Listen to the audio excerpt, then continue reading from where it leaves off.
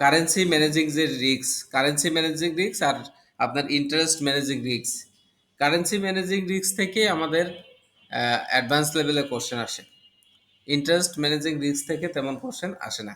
আপনার ডেরিভেটিভ ট্রানজ্যাকশনের জন্য, ডেরিভেটিভ বলতে, derivative means the financial instrument, future, options আর সোয়াপ, এই তিনটার উপাদানে ডেরিভেটিভ ট্রানজ্যাকশনস বলা হয়। Derivative transaction is the financial instrument.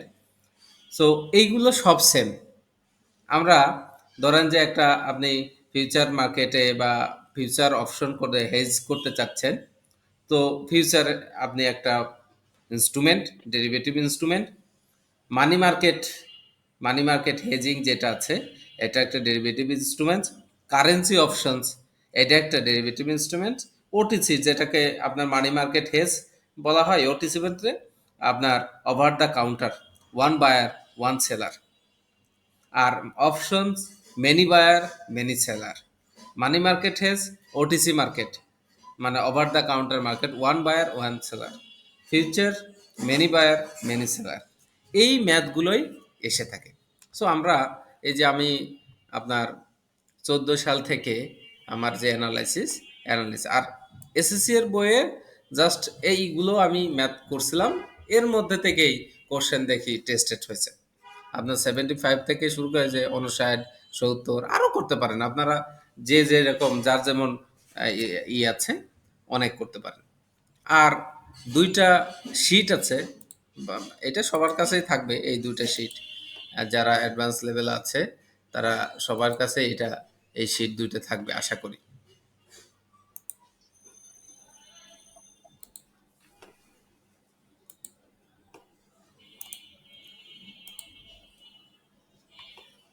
ওকে,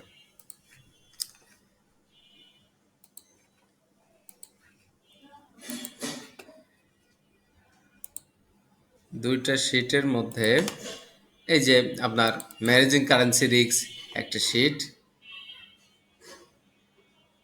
এখানে একটা শিট আছে যেটা ম্যানেজিং কারেন্সি রিস্কের কিছু ম্যাথ আছে এখানে। মোটামুটি অনেকগুলো ম্যাথ আছে।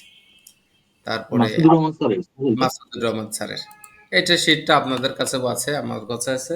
মাসুদুর রহমান স্যারের যে ম্যাথটা, ওই শিটটাও করবেন, কারণ ওখানে মিনিমাম 10টা থেকে 12টা ম্যাথ আপনার বেসিক ক্লিয়ারের জন্য ইম্পর্টেন্ট। মাসুদুর রহমান স্যারের যে দুইটা শিট, এটা সবার কাছে আছে, মোটামুটি সবাই এটা। কারণ মাসুদুর রহমান ছাড়া এই হেজিং ডেরিভেটিভ ইনস্ট্রুমেন্ট ভালো কে পড়ায় আপনাদের? স্যারের শীটটা একটু মেল করেন স্যার। অবশ্যই মেল করবো না, সাজের শিটটা তো আপনাদের সবারই দিয়ে দেয়। দুইটা শিট, একটা হলো কারেন্সি রিস্ক অপশনস, কারেন্সি রিস্কে মাসুদুর রহমান এটা অনেকগুলো ম্যাথ সে করায়, এটা একটা শিট। আর একটা শিট হলো আপনার ম্যানেজিং ইন্টারেস্ট রেট রিস্ক। এই হলো দুইটা শিট। দুইটা শিটের মধ্যেই আপনার পুরো বেসিক ক্লিয়ার করে দিছে। তো এইবার আমি যেটা বলতে যাচ্ছি, জুলাই আগস্ট 2024 সালে ইন্ডেক্স ফিউচার এক নামকে ইন্ডেক্সে আপনার ইন্টারেস্ট রেট রিস্কে 5 মার্কের ম্যাথ আসছে।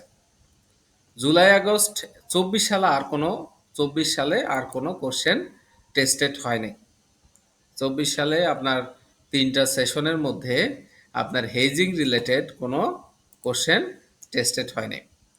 এরপরে জুলাই আগস্ট 2023 সালে সোয়াপ নাম, সোয়াপ দিয়ে, সোয়াপের রিলেটেড একটা কোশ্চেন টেস্টেড হয়েছে 10 মার্কের। এরপরে যতগুলো কোশ্চেন টেস্টেড হয়েছে সেটা হলো currency managing risk. Currency managing risk এটা হলো 2022 সাল থেকে, 14 সাল থেকে শুরু করে 22 সাল পর্যন্ত কারেন্সি ম্যানেজিং রিস্ক প্রত্যেক বছরই আসছে। প্রত্যেক বছরই এখান থেকে কোশ্চেন টেস্টেড করছে। বাট লাস্ট ইয়ার আপনার এই কারেন্সি ম্যানেজমেন্ট রিস্ক থেকে বা হেজিং থেকে কোনো কোশ্চেন টেস্টেড হয় নাই। আমি তো ঠিক বলছি নাকি ভাই? হ্যাঁ হ্যাঁ স্যার। টেস্টেড হয়নি, কিন্তু আপনাদের জন্য সামনের ক্লাস, মানে সামনের সেশনে আপনার এই কারেন্সি ম্যানেজমেন্ট টেস্ট থেকে কোশ্চেন আসবে, আসার সম্ভাবনা খুব বেশি। এখন যে এটা হচ্ছে, এখন দেখতেছি যে আপনার থিওরিটিক্যালের উপরে লাস্ট সেশনে দেখলাম, লাস্ট ২ সেশনে থিওরিটি এবং কর্পোরেট রিপোর্টিং এর উপরে তারা একটু জোর দিছে। যারা কোশ্চেন করতেছে, কোশ্চেন প্যাটার্ন চেঞ্জ হবে। কারণ আপনারা জানেন যে আপনার আমাদের কাউন্সিলের মেম্বাররা অনেক চেঞ্জ হয়ে গেছে। যারা কোশ্চেন প্যাটার্ন করে, যারা করতো তাদেরও একটা চেঞ্জ আসতেছে। সো আগামী আপনাদের এক্সামটা মেবি কোশ্চেন প্যাটার্নটাও চেঞ্জ হওয়ার সম্ভাবনা আছে। সো আমরা আমি অনেক থিওরিটিক্যাল নিয়ে আসছি। আসলে আপনাদের থিওরিটিক্যাল পড়ায় কতটা ধৈর্য ধরে রাখতে পারবেন সেটার জন্য আমি একটু দ্রুত যাব।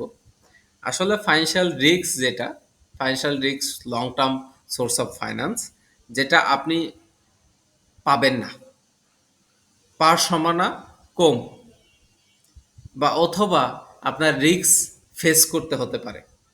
এইরকম সম্ভাবনা থেকেই আপনার ডেরিভেটিভ হেজিং অ্যাক্টিভিটি চলে আসছে, যে আমার সামনে আগামীতে আমায় একটা রিস্কের সম্মুখীন হতে হবে। এটা long term source of finance, যদি বিং আনঅ্যাভেলেবল বা চিজিং টু বি অ্যাভেলেবল, এরকম লং টার্ম সোর্স ফাইন্যান্সের মধ্যে আপনার কিছু রিস্ক থেকে থাকে, যে আপনি সেল করছেন, ৩ মাস পর টাকা পাবেন আপনার, বা ফরেন কারেন্সি পাবেন, ডলার রেট চেঞ্জ হয়ে যেতে পারে, এক্সচেঞ্জ রেট চেঞ্জ হতে পারে। তাহলে এক্সচেঞ্জ গেইন আর লসের একটা সম্ভাবনা থাকে। গেইন হলে তো ভালো, লস হলে আপনি তো হিউজ ভলিউমে ট্রানজ্যাকশন করে থাকেন, হিউজ লস আপনার প্রতিষ্ঠান বেয়ার করতে পারে। এই থেকে রক্ষা পাওয়ার জন্যই আপনার ইন্টারন্যাশনালি যে ডেরিভেটিভ ট্রানজ্যাকশন করা হয়, হেজিং অ্যাক্টিভিটিস, সেটাকে অ্যাভয়েড করার জন্য এই ডেরিভেটিভ ট্রানজ্যাকশন করা হয়, ডেরিভেটিভ ট্রানজ্যাকশনস। এটাকে ফাইন্যান্সিয়াল রিস্কের বিভিন্নভাবে taking the commitment with the proper authorizations, taking excessive commitment, এটা। এরপরে ফাইন্যান্সিয়াল রিস্ক নিয়ে আমি লিকুইডিটি রিস্ক সাথে short shortage of the cash flow to meet short term liability, যেমন ব্যাংক ওভারড্রাফট। ব্যাংক ওভারড্রাফট একটা shortage of the liquidity risk. Cash flow risk, credit risk. Credit risk কি? আপনার possibility default by the counter party. আপনি আপনার OTC market যেগুলো আছে, যেমন আপনার forward rate agreement, this is the OTC market, মানে over the counter market, one party one seller, একজন বায়ার থাকবে, একজন সেলার থাকবে। এই সব ওটিসি মার্কেট, আপনার কাউন্টার পার্টি রিস্ক খুব বেশি। একজন সেলার একজন বায়ার যদি থাকে, বায়ার বলল যে ভাই আমি কিনবো না, তখন আপনার এগ্রিমেন্ট নাল অ্যান্ড ভয়েড হয়ে যাবে। অথবা on the other hand, seller যদি বলে ভাই আমি কিনবো না, তখনও আপনার এগ্রিমেন্ট নাল অ্যান্ড ভয়েড হয়ে যেতে পারে।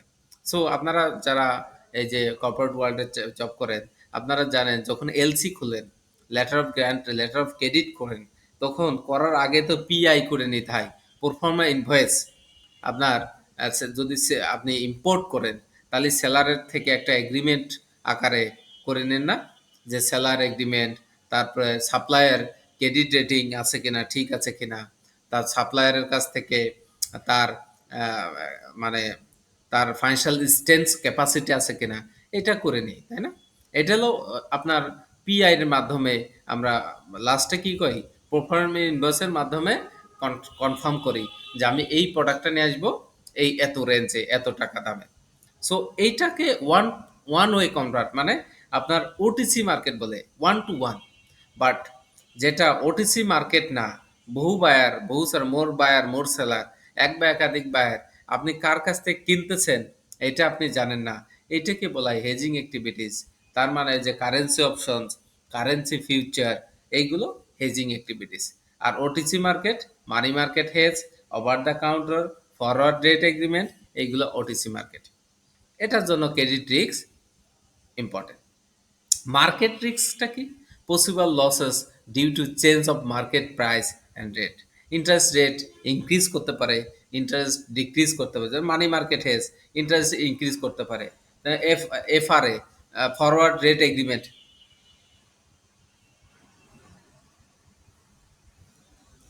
সো আপনার ইন্টারেস্ট রেট বাড়তে পারে, কমতে পারে। এই যে এটা মানি মার্কেট, মানে money market hedge, interest rate agreement, forward rate agreement, এগুলো ইন্টারেস্ট রেট রিস্ক, মানে OTC counter, over the counter market, one buyer one seller, exchange rate স্যামিং, community price risk, equity price risk. এরপরে just আমি একটু আহ, আপনাদের সাথে কিছু theoretical একটু শেয়ার করতেছি, নাথিং এলস। ইকোনমিক রিস্ক থাকতে পারে। অ্যাকাউন্টিং রিস্ক কি? অ্যাকাউন্ট, আপনার লস অফ রেপুটেশনস অ্যান্ড পেনাল্টিস যদি হয়ে থাকে, মিসলিডিং রিপোর্টিং। স্যার আপনি ইকোনমিক রিস্কটা কি, স্যার ইকোনমিক রিস্কটা কি একটু মানে সহজ ভাবে এক্সাম্পল দিয়ে আমাকে একটু ক্লিয়ার করা যায় স্যার? আচ্ছা, import one currency, export another currency. Import আপনি করবেন, ধরেন আপনার এখন তো আমার রিপোর্টিং কারেন্সি কি? বিডিটি। রিপোর্টিং কারেন্সি আমার বিডিটি। এখন ডলারের প্রাইস কি? হাই। ডলারের প্রাইস হাই। যারা এক্সপোর্টার, মানে আপনার সাপ্লায়ার, তারা বলবে যে ভাই, আপনার ডলারের বিপরীতে আপনার টাকার মান কম, আমাকে ডলারে পেমেন্ট করতে হবে, ডলারে পেমেন্ট করতে হবে। আমি বলতেছি ভাই, আমি তো আমার বাংলাদেশে এখন ডলার নাই, ডলার ক্রাইসিস চলতেছে, তাহলে আমি আপনাকে বিডিটিতে কনভার্ট করব, বিডিটিতে দিব, অথবা অন্য কোনো কারেন্সিতে আমি আপনাকে দিব, এইরকম। অথবা উনার সাথে আপনার আপনার ডুয়েল ডুয়েল এগ্রিমেন্ট হতে পারে। ডুয়েল আপনি আমাকে ইম্পোর্ট, এই প্রোডাক্টটা দিবেন, র মেটেরিয়াল দিবেন, গার্মেন্টসের র মেটেরিয়াল দিবেন, আপনি মাস্টার এলসির মাধ্যমে, যেটা বলা হয় মাস্টার এলসি যদি খুলেন, যে আপনাকে, আপনি বাংলাদেশ থেকে এক্সপোর্ট করবে আপনার ফিনিশ প্রোডাক্ট, বাট এই মাস্টার এলসির এগেনস্টে আপনাকে ওই যে বাই, আপনার কি বলে, আরেকটা এলসি খুলে কি এটা কি বলে, back to back. Back to back LC, back to back LC. আমি আমি এখান থেকে ইম্পোর্ট করব, ইম্পোর্ট করব আমি মাস্টার এলসির এগেনস্টে, আবার মানে ব্যাক টু ব্যাক এলসি করবো আমি মাস্টার এলসির এগেনস্টে, আর ইম্পোর্ট করব কি র মেটেরিয়াল, অ্যাসেসরিজ, অ্যাসেসরিজ। যদি কারেন্সি ভিন্ন হয়, দুই দুই দেশের কারেন্সি, দুই ইম্পোর্ট করবে ওয়ান কারেন্সিতে আর এক্সপোর্ট করবে অ্যানাদার কারেন্সিতে, এইরকম কোনো কনফ্লিক্ট সিচুয়েশন হলে সেটাকে ইকোনমিক রিস্কে বলে। এইরকম সিচুয়েশন সচরাচর হয় না। এগ্রিমেন্টে এরকম কোনো এগ্রিমেন্ট কেউ করবে না। পারফরম্যান্স ইনভয়েসে ইন্টারন্যাশনাল, আপনার নেগোশিয়েট, জি। স্যার ইকোনমিক রিস্কটা মানে ইন্টারন্যাশনাল যে কম্পিটিটিভনেস, এইটা স্যার এইটা খুব ইন্টারাপ্ট করে বা কম্পিটিটিভনেসটা প্রবলেম হয়, হ্যাঁ। এইটা স্যার কিভাবে হয়? কোনটা? মানে এটা ইন্টারন্যাশনাল কম্পিটিটিভনেস যেটা, হ্যাঁ। হুম, মনে হুম, করেন আমিও ইউরোপে, আমি বাংলাদেশি কোম্পানি ইউরোপে যে ব্যবসা করলাম, আবার এই হুম, আমেরিকান একজন বিজনেসম্যান সে ইউরোপে এসে বিজনেস করলো, হ্যাঁ। হুম। তাহলে দেখা যাচ্ছে যে এখানে কিন্তু আমি যে একটা কম্পিটিশনে আসতে পারবো, আমি পারবো না, কারণ এখানে আমার ইকোনমিক রিস্কের জন্য আমি পারবো না, কারণ আমার ইনফ্লেশন বেশি বা এইরকম, এই জন্য পারবো না। এইটা আসলে কিভাবে হয় স্যার আসলে?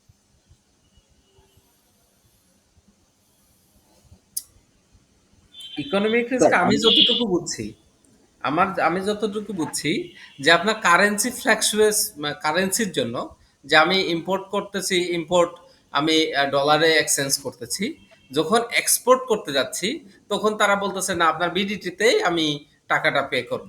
এটা কি ওই যে হুন্ডির মতো, যে বাংলাদেশের টাকা বাংলাদেশেই থাকতেছে, কিন্তু যখন আমি ইম্পোর্ট করতে যাচ্ছি তখন বলতেছে আপনাকে এই ডলারে, আমি যতটুকু বুঝছি for my point of view, যে আপনাকে ডলারেই পে করতে হবে, এরকম।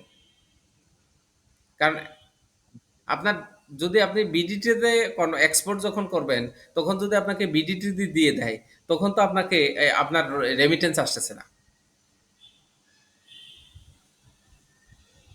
আচ্ছা স্যার।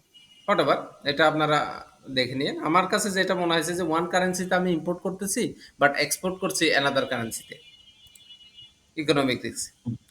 অ্যাকাউন্টিং রিস্কে যেমন লস অফ রেপুটেশনস, আপনারা জানেন, penalties due to misleading reporting, income risk, measurement risk, system risk, this is the theoretical অনেকটা পার্ট। এরপরে ইন্টারন্যাশনাল পোর্টফোলিও ডাইভার্সিফিকেশনস। এখন যেটা আমি পড়াতে চাচ্ছি, interest rate risk. Interest rate রিস্কের যেটা আমার future interest rate risk, option interest rate risk, forward rate agreement. এটা এটা ফরওয়ার্ড রেট এগ্রিমেন্ট হলো ওটিসি, ওটিসি মার্কেট, আপনার OTC options, over the counter, one buyer one seller.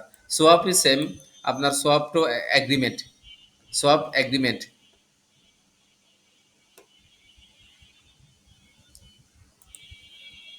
Translation risk পাচ্ছে। আমি এইটা থেকে শুরু করব। হেজিং যদি আপনি করতে না চান, ডিসাইড টু ডু নাথিং, আপনি কোম্পানি হেজ করবে না, হেজ করবে না, তাহলে সেই কোম্পানি রিস্ক টেকার, অথবা তার ট্রানজাকশন ভলিউম তেমন সিগনিফিকেন্ট না। Number size of transaction is not material, transaction volume significant না, বা hedging period very short time, 3 মাস না বা 4 মাস না, 1 মান্থ, তার ক্যাশ ফ্লো তেমন একটা না। আর সে অলওয়েজ রিস্ক টেকার। যে রিস্ক টেকার সে কল আপনার হেজ করবে না, attitude of risk say hedge করবে না।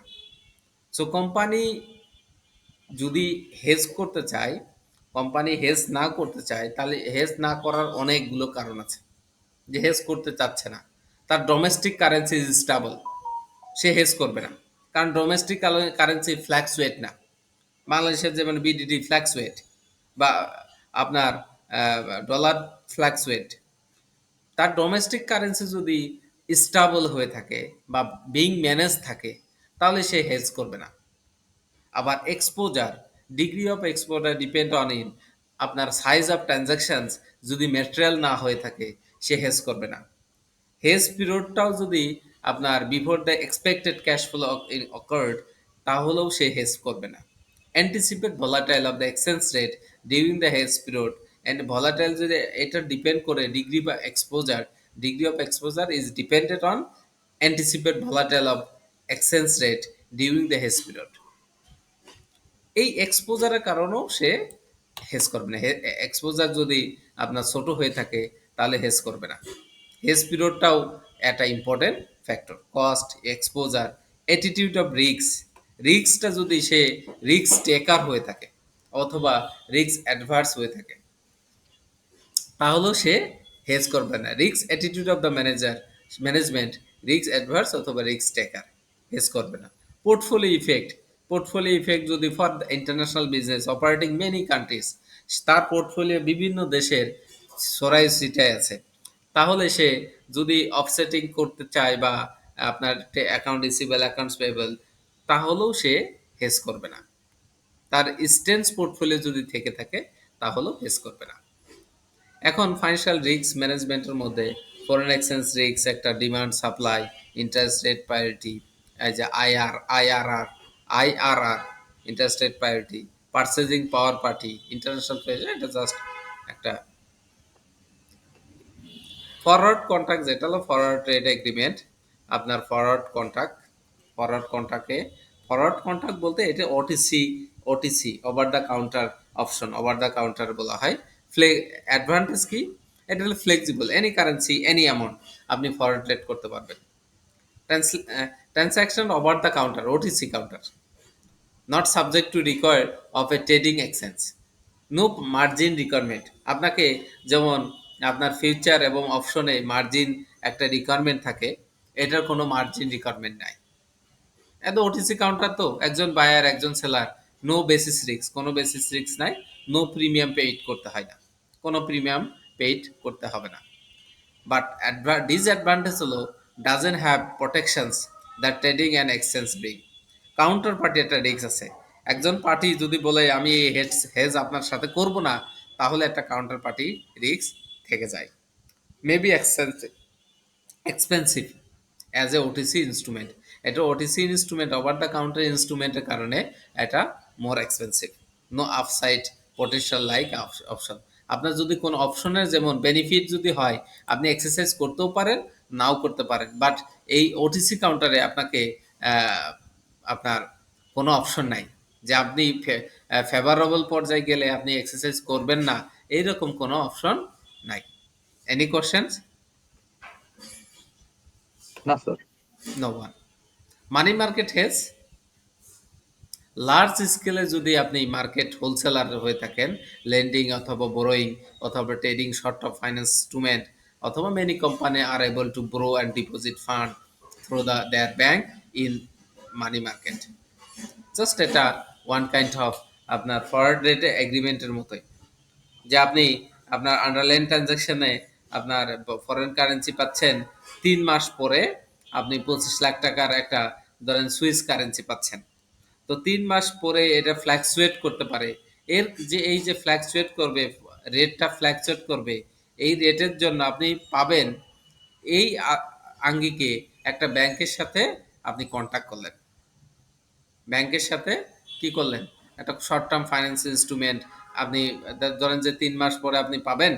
আপনি ব্যাংকের সাথে যে 3 মাসের যে রিস্কটা অ্যাভয়েড করার জন্য আপনি কি করলেন? ব্যাংকের থেকে আপনি কি করলেন? বোরো করলেন। বোরো করলেন। ১ম এ আপনি ওই ব্যাংকের কাছ থেকে আপনার ইউরো, যদি ইউরো পান, ৩ মাসের মধ্যে ইউরো পান, তাহলে ৩ মাসের জন্য আপনি ব্যাংকের কাছ থেকে ১ম এ আপনাকে বোরো করতে হবে। ধরেন যে ৩ মাসে আপনি সুইস বোরো করলেন, কনভার্টেড ইনটু এই স্পট রেট, স্পট রেট দিয়ে কারেন্ট আপনার রিপোর্টিং কারেন্সিতে নিয়ে আসবেন। এরপর ওই রিপোর্টিং কারেন্সিটা যখনই কনভার্ট করার পর এটা আবার ডিপোজিট করে দিবেন। ডিপোজিট করে একটা নির্দিষ্ট পর্যায়ে আপনাকে রেখে দিতে হবে। এই যে হেজ, মানে এই ৩ মাসের পরে যে আপনি ফরেন কারেন্সি পাবেন, এই অ্যাট দ্য মিড টাইম কোনো প্রকার রিস্ক অ্যাভয়েড করার জন্য আপনি আপনার ব্যাংকের সাথে মানি মার্কেট হেজ করে থাকেন। এটা many bank, many companies are able to borrow or deposit fund their through their bank, তাদের ব্যাংক ইন মানি মার্কেট। এটা প্রত্যেক বাংলাদেশে মানি মার্কেট হেজটা আছে, প্রচলন আছে। এবং আমি তো ব্যাংকে চাকরি করছি, এবং ট্রেজারি এই মানি মার্কেট হেজটা পরিচালনা করে থাকে। বড় বড় কোম্পানি মানি মার্কেট হেজ করে থাকে। মানি মার্কেট হেজের অ্যাডভান্টেজ কি? এটা flexible, any currency, any amount, যে কোনো কারেন্সি যে কোনো অ্যামাউন্ট আপনি করতে পারবেন। Translated over the counter, not subject to requirement to trading, same as a আপনার foreign trade agreement. No margin requirement, no basis risk, no premium. Disadvantage হলো আপনি ফেভারেবল মুভমেন্টে এটাকে মানে এক্সারসাইজ করবেন না, এরকম কোনো নেই। এটা কাউন্টার পার্টি রিস্ক আছে, কারণ OTC one buyer one seller, আর মেবি এক্সপেন্সিভ কারণ OTC instrument, complex transaction upward. এরপর আসেন কারেন্সি। কারেন্সি ফিউচার হলো many buyer many seller. Currency future হলো মেনি বায়ার মেনি সেলার। এখানে কোনো কাউন্টার পার্টি নাই, মানে একজন কাউন্টার পার্টি নাই, অনেক বায়ার অনেক সেলার। আপনি কার কাছ থেকে কিনতেছেন, কে আপনার মানে করতেছে, কার সাথে ট্রানজাকশন করতেছেন, আপনি জানবেন না। আর transaction cost should be lower compare to foreign trade agreement. ফরেন ট্রেড এগ্রিমেন্ট থেকে ট্রানজাকশন কস্ট কম, no counter party risk, no premium. অপশনের জন্য প্রিমিয়াম দিতে হয়, কিন্তু কারেন্সি ফিউচারের জন্য কোনো প্রিমিয়াম দিতে হয় না।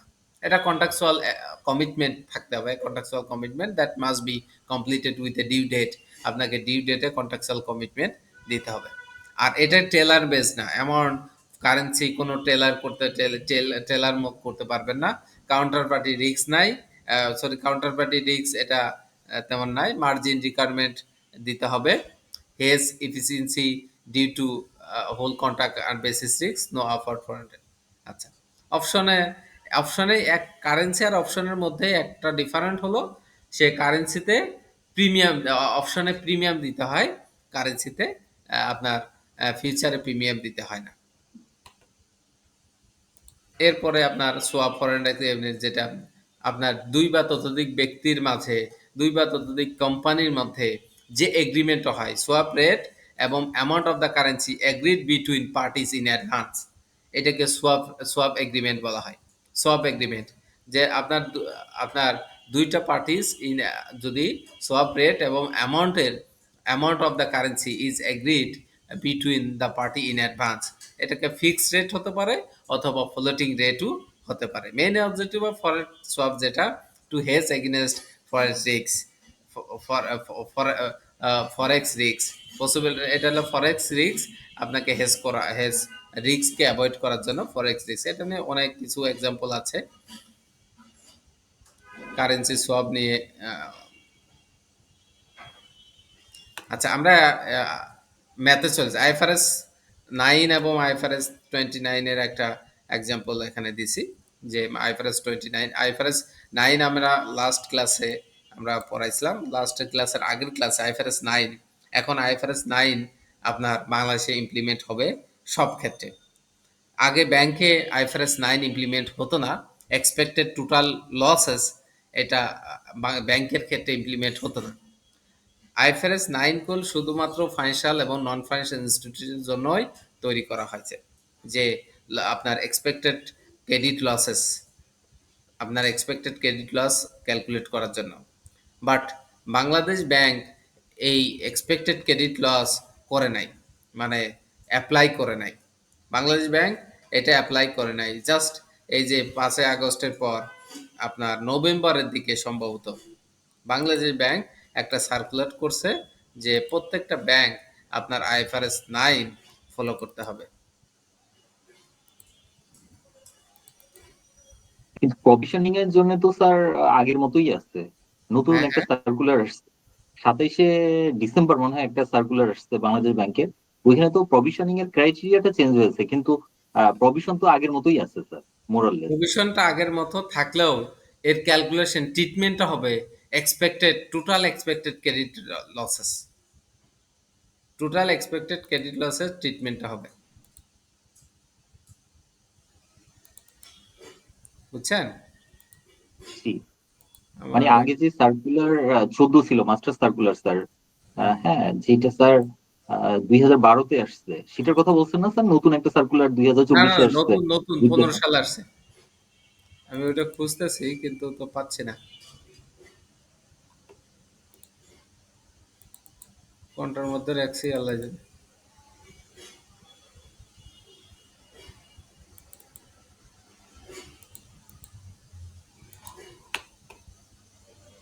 আচ্ছা যাক, কোথাও রাখছি। নতুন, একদম নতুন, আপনার 15 সালের দিকে এটা আসছে।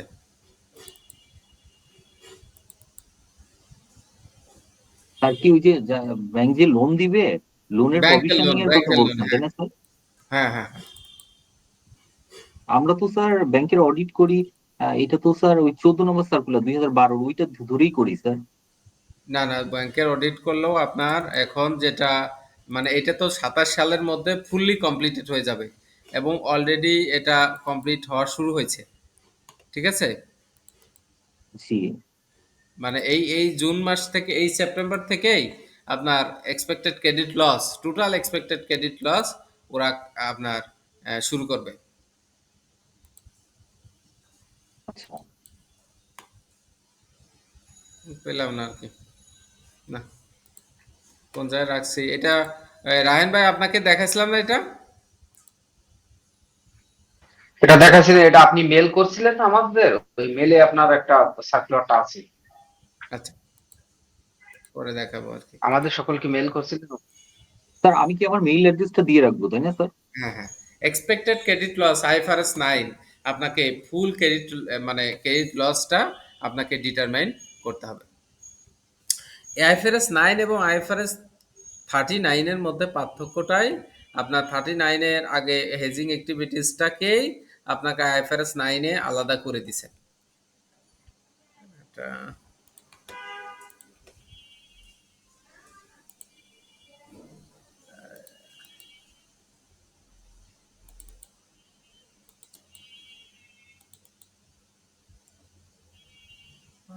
13তে সম্ভবত, এই যে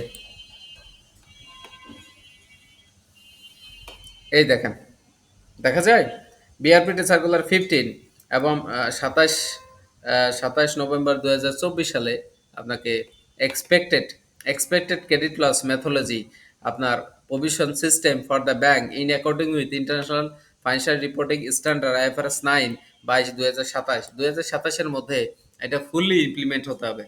হ্যাঁ, আপনি যদি বলছেন যে ঠিক আছে আগের মতোই রাখছে, বাট এখানে আপনাকে প্রত্যেক মাসে এটাকে, এই যে এই ক্যাটাগরি রাখছে দেখেন, আনক্লাসিফাইড যেটা বলতেছে, আনক্লাসিফাইড জিরো, আপনার কোনো প্রভিশন রাখবেন না। 1 মাস হলেই ১ দিন থেকে ১ মাস হলেই এর একটা প্রভিশন আপনাকে রাখতে হবে। এরপরে এর ব্যাখ্যা আছে। কত পার্সেন্ট প্রভিশন রাখতে হবে? সেটার এই যে 1%। ১ মাসের জন্য আপনাকে 1% টোটাল আউটস্ট্যান্ডিং উপরে 1% আপনার এক্সপেক্টেড লস আপনাকে রাখতে হবে।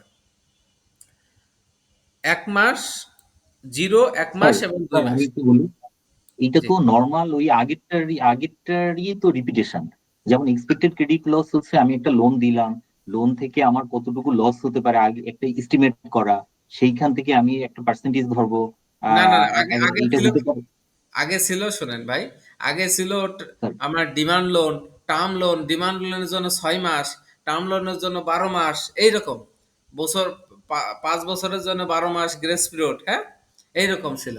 কিন্তু এইবার কোনো প্রকার গ্রেস পিরিয়ড বা ওই সময়ের কোনো গ্যাপ নাই। আপনার আচ্ছা ১ মাসের মধ্যে ১ মাসের 0 মাস, ১ মাস এবং ২ মাসের মধ্যে যদি এটাকে আপনি টাকা না দিতে পারেন, ওভারডিউ হয়ে যায়, তাহলে আপনাকে 1% টোটাল আউটস্ট্যান্ডিং এ 1% প্রভিশন রাখতে হবে। এটাকে বলা হয় এক্সপেক্টেড ক্রেডিট লস। আগে কি করতো?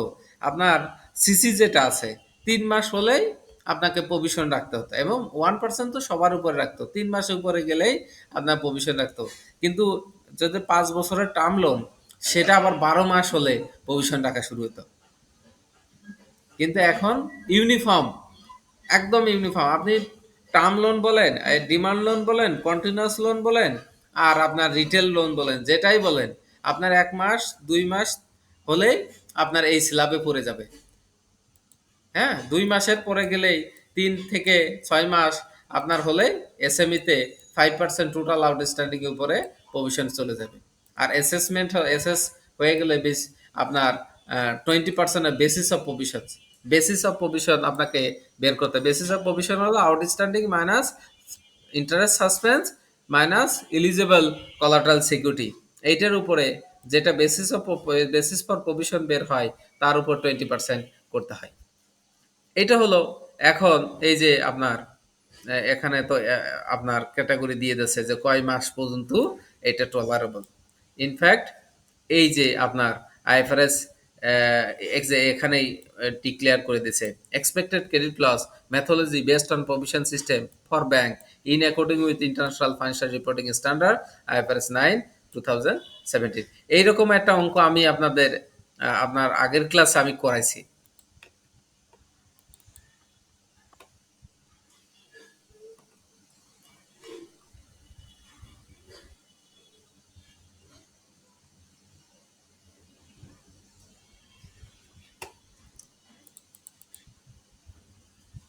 এই যে আপনার ট্রেড রিসিভেবল না,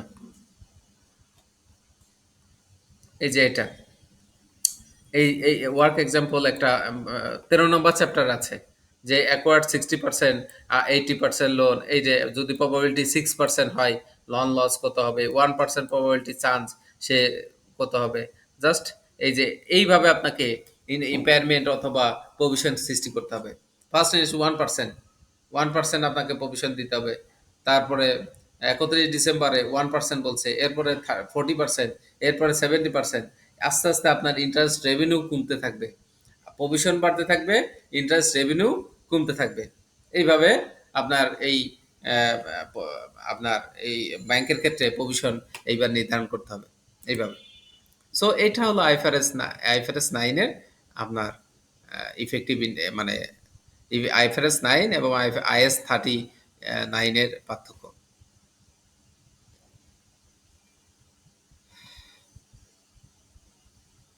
আচ্ছা, এখানে অনেক কিছু নিয়ে আসা আছে ওই ইসের জন্য, এবং ফেয়ার ভ্যালু জাজমেন্টের কিছু জার্নাল এন্ট্রি নিয়ে আসা আছে। সো আমি এখন আপনাদের একদম আসলে তো থিওরিটিক্যাল এই ইসে ভালো লাগে না, আমি এখন আপনাদের ম্যাথমেটিক্যালে চলে যাই। ম্যাথমেটিক্যাল টার্মে আমি তো একটা আপনাদের গাইডলাইন দিয়ে দিলাম যে এই রকম আপনারা যদি এইগুলো প্র্যাকটিস করেন, তাহলে আমার মনে হয় না যে আপনাদের আর কোনো সমস্যা হবে। সো এই যে কোশ্চেনগুলো আমি এখানে অ্যানালাইসিস করছি, এই কোশ্চেনগুলো আমার একটা হ্যান্ড নোট আছে, আমি আপনাদের এটা দিয়ে দিব। আশা করতেছি সবার কাছেই থাকবে। এটা একটা হ্যান্ড নোট আমার আমার নিজেরই করা আছে। মাসুদ স্যারের শিট, এখান থেকে শুরু। মাসুদ স্যারের শিট একদম এ টু জেড, আপনার আন্ডারলাইন ট্রানজাকশন কি, ডেরিভেটিভ ট্রানজাকশন কি, future market, net portfolio measurement, hedge activities, মানি মার্কেট হেজ, তারপরে ইন্টারেস্ট রেট প্রায়োরিটি, এখান থেকে শুরু। আমি আমার আপনার মাসুদ স্যারের শিটের পুরো অ্যান্সার করা এখানে।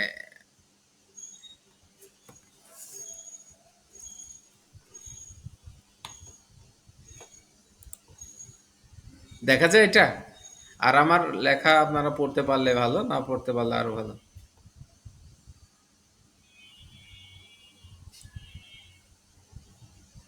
স্যার বোঝা যায় স্যার। বোঝা যায় না?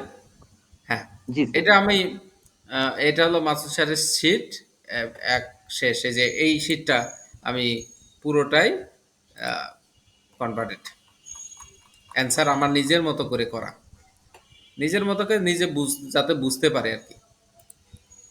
এই যে এখানে যতগুলো আপনার মাসুদ স্যারের শিটে যে এই এখান থেকে শুরু, 14 সাল থেকে শুরু, আমরা একটা অঙ্ক দেখি, ম্যাথমেটিক্যাল টার্ম না দেখলে বোঝা যাবে না। এই চ্যাপ্টারটা এখন আপনাদের জন্য ইম্পর্টেন্ট, কারণ লাস্ট ইয়ারে কোনো কোশ্চেন আসে নাই। মে জুন 2014, মে জুন আমার এখানে মে জুন 2014 থেকে শুরু করা আছে। এখানে বলতেছে আপনার যদি হেজ না করি তাহলে কি হবে। ফরওয়ার্ডিং হেজিং যদি আমি করি, ফরওয়ার্ড হেজিং মানে ওটিসি মার্কেট, আপনার market value of the portfolio ভাগ কি ফরওয়ার্ড রেট, ফরওয়ার্ড রেট দিয়ে ভাগ করলে ফরওয়ার্ডিং হেজ বের হয়ে যাবে। Money market hedge, money market হেজটা আপনাকে বের করতে বলছে, অপশন বের করতে বলছে। এটা এই এই সময় 7 মার্কের একটা 16 মার্কের একটা অঙ্ক আসছে যে আপনার হেজ না করলে কি হবে। তখন আপনাকে এই যে আমি যে একটা দিলাম, এই যে আপনার হেজিং যদি না করেন তাহলে আপনার কি কি, decide to not to nothing, decide to do nothing. আপনি প্রথমে হেজিং না করলে যে অতিরিক্ত কস্ট বেয়ার করতে হবে, যে রিস্কটা বেয়ার করতে হবে, সেটা আপনার আগে দিয়ে দিতে হবে। এরপরে আপনি ম্যাথগুলো করবেন। এরপরে ধরেন আমার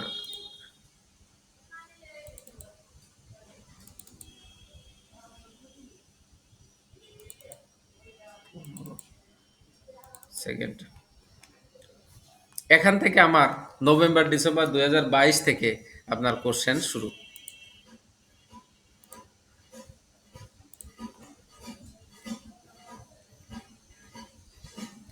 এই যে নভেম্বর ডিসেম্বর এই দুইটা তো নতুন নতুন আসছে, আপনার সোয়াবটা নতুন আসছে এসএসসি এর বই থেকে। এই সোয়াব জুলাই অগাস্টে 2023-এর যে সোয়াবটা আসছে এটা এসএসসি এর বই থেকে। আর নভেম্বর ডিসেম্বর 2023-এ যে কারেন্সিটা আসছে সেটা আপনার আমার ম্যাথমেটিক্যাল টার্ম এখান থেকে শুরু। ইনফ্যাক্ট প্রথমে আমি বোঝানোর জন্য আমি একটা থিওরিটিক্যাল দিই যে আন্ডারলাইন ট্রানজাকশন কি বলতেছে।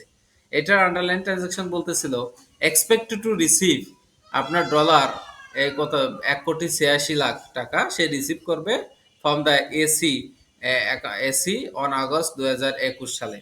এবং আন্ডারলাইন ট্রানজাকশন বলতেছে সে রিসিভ করবে যেহেতু, তাহলে আন্ডারলাইন ট্রানজাকশন হবে is to sell dollar and buy euro for 6 month.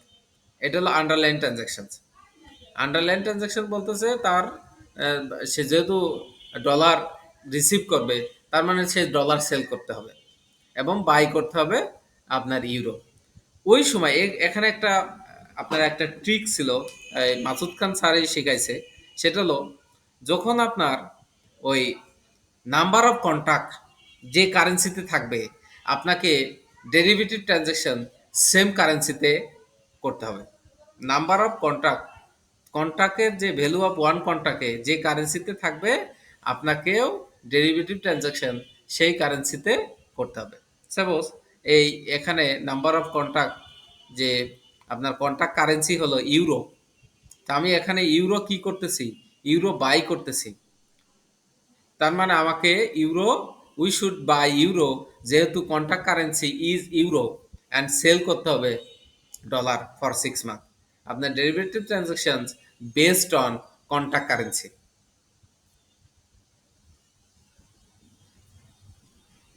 Any question? এগুলো একদম আপনারা পারবেন, প্রফেশনাল লেভেলে করে আসছেন। জাস্ট আমি আপনাদের গুছাই দিচ্ছি কিভাবে প্রিপারেশনটা নিবেন, করবেন।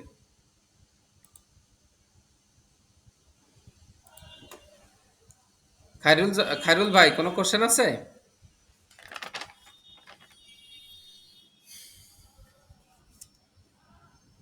আচ্ছা, আমি ২টা ৩টা অঙ্ক আপনাদের সাথে শেয়ার করি।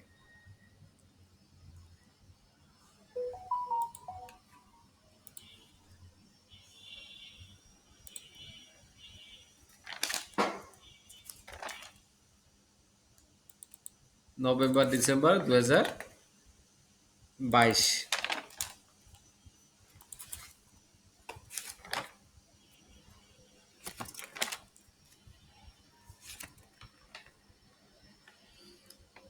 এই যে এই অঙ্কটা পড়ছে,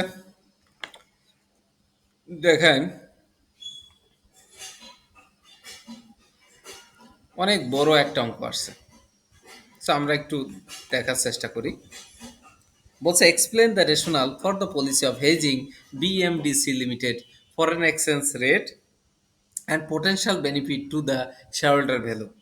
বলছে foreign exchange rate and potential benefit to the shareholder value if that policy is effectively communicated to the company's key stakeholder.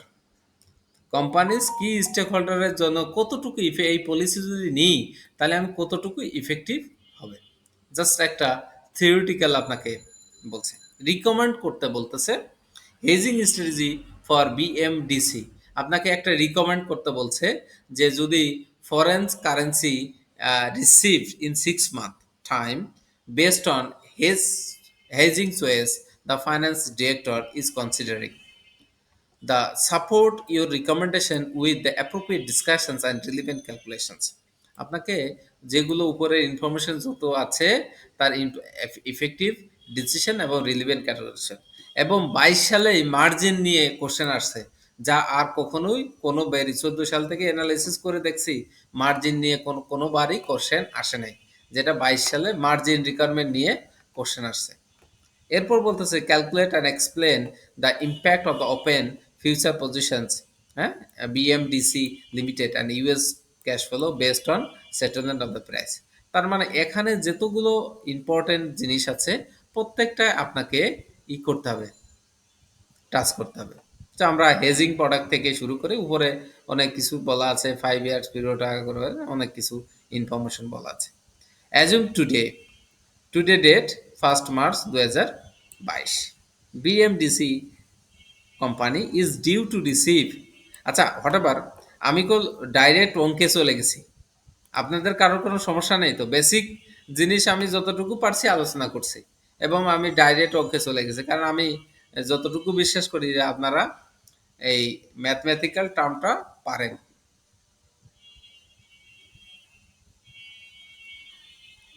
Raihan,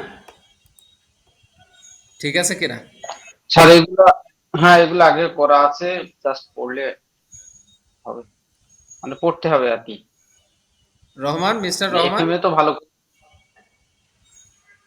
হ্যাঁ স্যার, এটা তো করা আছে, এসিসিএ থেকে আসছিল স্যার এই অঙ্কটা। কোথা থেকে? এসিসিএ থেকে স্যার। এসএসসি থেকে আসছিল, রাইট, এসএসসি এর বই থেকে আসছিল। এবং লাস্ট 23 সাল 22 সাল থেকে শুরু করছে এসএসসি এর বই থেকে আসা, এবং 23 সাল পর্যন্ত এসএসসি এর বই থেকে কোশ্চেনটা আসছে। স্যার এই জি, এসএসসি এর এক্সাম কি নতুনের সঙ্গে পুরাতনের কোনো মিল থাকে না, মানে অঙ্ক খুঁজে পাওয়া ডিফিকাল্ট হয়, সেক্ষেত্রে কিছু পেজ আপনি স্ক্যান করে দিয়ে দিলে ভালো হয় অঙ্ক। না, আমি যেগুলো কোশ্চেন আপনাদের দিচ্ছি আমি স্ক্যান করে দিব, স্ক্যান করে হ্যাঁ দিয়ে দিন। আপনাদের। কারণ কারণ এই যে আপনার অঙ্কের সাথে আমি বই মিলাচ্ছি, আমি অঙ্ক খুঁজে পাচ্ছি না এই যে এই অঙ্ক, নতুন বই। আপনাদের নাম চেঞ্জ হতে পারে, নাম্বার চেঞ্জ হতে পারে, নাম চেঞ্জ হবে না। আচ্ছা, এই অঙ্কটা এসএসসি এর বই থেকে আসছে, যে সে রিসিভ করবে ডলার ফ্রম দ্য মানে আমেরিকান কাস্টমার 31st August 2002।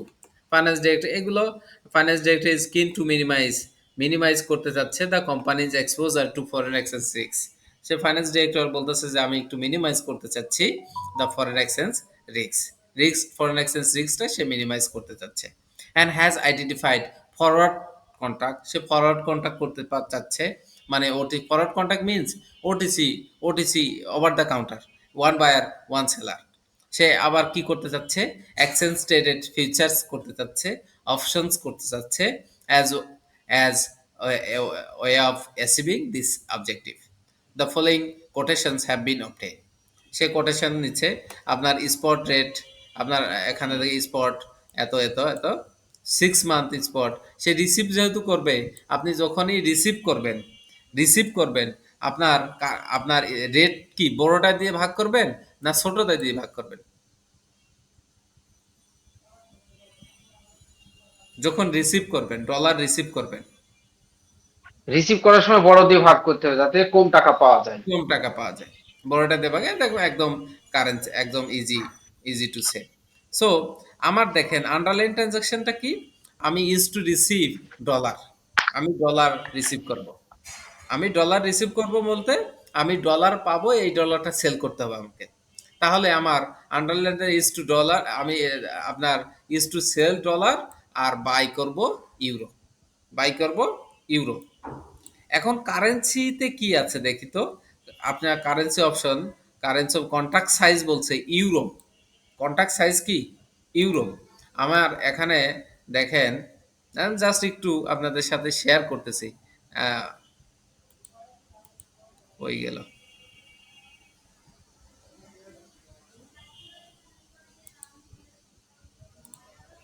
আমার আমার আমি আন্ডারলাইন ট্রানজাকশন যেটা করতেছি, তখন এক্সপেক্টেড টু রিসিভ আপনার ডলার 1,86,00,000 টাকা from the company on 1 August 2022। So underline transactions, আমি যেহেতু ডলার রিসিভ করব, আমাকে ডলার সেল করে ফেলতে হবে, is to sell dollar and buy করতে হবে ইউরো ফর 6 মান্থ। এটা আন্ডারলাইন ট্রানজাকশনস। এখন ডেরিভেটিভ ট্রানজাকশনটা হলো আমার কন্ট্রাক্ট কারেন্সি, যেটা আমার কন্ট্রাক্ট কারেন্সি, কন্ট্রাক্ট সাইজ হলো ইউরো। তার মানে আমি বাই করব ইউরো, যেহেতু আমি অলরেডি আন্ডারলাইন ট্রানজাকশনে বলছি যে আমি এইভাবেই করতাম আর কি, যে underline transaction is to sell dollar আর বাই করব ইউরো। আমার derivative same, in future market we should buy করতে হবে ইউরো, যেহেতু contract size is euro, and sell করতে হবে ডলার ফর দ্য 6 মান্থ। তো ডলার সেল করে দিতে হবে, তাহলে আমি বাই করব ইউরো।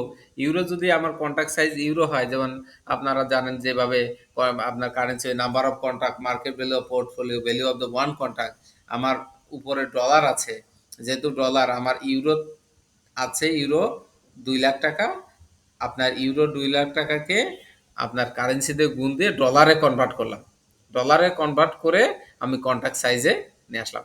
দিস ইজ ইজি, আপনারা পারবেন এই ম্যাথগুলো।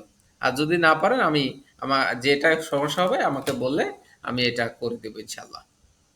তো আমরা একটু কোশ্চেন অ্যানালাইসিসটা আবার একটু দেখি। স্যার এই টাইপের যে আমি যখন নাম্বার অফ কন্ট্রাক্ট বের করলাম, তাই না, জি তখন জি তো আমার ফ্র্যাকশন থাকে। তখন তো কিছু কিছু অঙ্কে তারা যতটুকু মানে ওভার বা আন্ডার থাকে, সেইটা আবার ফরওয়ার্ডিং এর মাধ্যমে সেটাকে অ্যাডজাস্ট করে। এই ক্ষেত্রে স্যার আবার কিছু ম্যাথ আবার করে না, মানে এই আপনার সাজেশনটা কি স্যার? আমি আমি রাউন্ড করে দিতাম। না রাউন্ড, আপনি তো এই 81 করলেন, হ্যাঁ 81 করাতে আপনার তো আন্ডার হেজ হইলো স্যার, আপনি তো আন্ডার হয়ে গেছে, আপনার হ্যাঁ।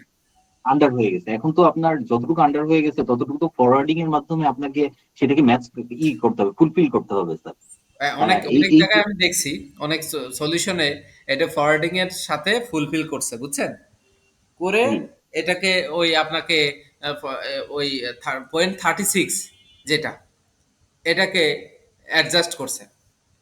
তো আমি যেহেতু ডিসিশন দিব যে হুইচ ইজ দ্য বেটার, আমার কোশ্চেনটা কি, আপনার কোশ্চেনটা হলো আপনাকে ক্যালকুলেট করবেন এবং এক্সপ্লেন করতে হবে the impact of an future position cash flow based, and আমাকে সিদ্ধান্ত রিকমেন্ড করতে বলছে যে আমার কোন হেজটা, কোন ডেরিভেটিভটা, কোন হেজিং স্ট্র্যাটেজি ইজ বেটার, তাই না?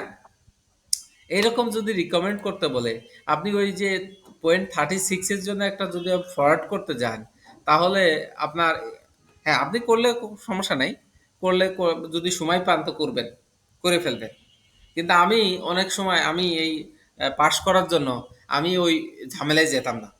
আমি ডাইরেক্ট রাউন্ড করে দিতাম, দিয়ে একটা নোট দিয়ে দিতাম। মানে for my point of view, to কি বলা যায়, টু সেভ দ্য টাইম, সময়টাকে আমি অনেকটা সেভ করার জন্যই আমি অনেক এই ছোট ছোট কিছু বিষয় অনেকটাই অ্যাভয়েড করছি, অনেক সময় আর কি। বাট অনেক আমি ম্যাথমেটিক্যাল সলিউশন দেখছি। আপনি দেখবেন যে ফরওয়ার্ড রেটে এই যে আন্ডার ভ্যালুড করছি বা কন্ট্রাক্ট 81 করছি, 81 রাউন্ড কন্ট্রাক্ট করে ফেলছি, যেখানে 36 রাউন্ড কন্ট্রাক্ট করার পর কিছু ফিগার হেরফের হবে, যেমন 5 টাকা 10 টাকা বা $5 $10 $500 এইরকম হেরফের হবে, তাই না? জি কম জি। বেশি হবে। এর জন্য কি আমার ডিসিশন হেরফের হবে? হতে পারে যদি একদম কাছাকাছি থাকে, হুম কিন্তু আপনি মার্ক কম পাবেন না, বুঝছেন? হুম। Right sir, right. আপনি মার্ক কম পাবেন না। আপনার কাজ কি? আপনার যত দ্রুত সলভ করে আপনার পুরো 100% সলভ করা যায়। মানে আমি for my point of view, আমার টেকনিকটা আমি বললাম আপনাকে। আপনি ওইটা করতে যে 2 মিনিট করে লসও করতে পারেন, অথবা ভুল হয়ে গেলে তখন আপনার মাথায় আবার বলে এটা ভুল হয়ে গেল কেন, হতে পারে না? হুম হুম। পারে স্যার। এবং এই যে এখানে করলে এই যে এক্সারসাইজ রেট, এক্সারসাইজ প্রাইস, হ্যাঁ, আমি এটাকে ওই যে আপনি যেটা বললেন না যে করে দিয়া, এইটা করলে আমরা ওইভাবে করে দিছি যে এক্সারসাইজ এইরকম এক্সারসাইজ রেট ইকুয়াল করা, এটা আপনি অন্য কোথাও অন্য কোনো বইতে পাবেন না। এই ম্যাথেই করতে হয়েছে, এই ম্যাথটাই এক্সারসাইজ রেটটা আপনাকে জাস্টিফিকেশন করতে হয়েছে।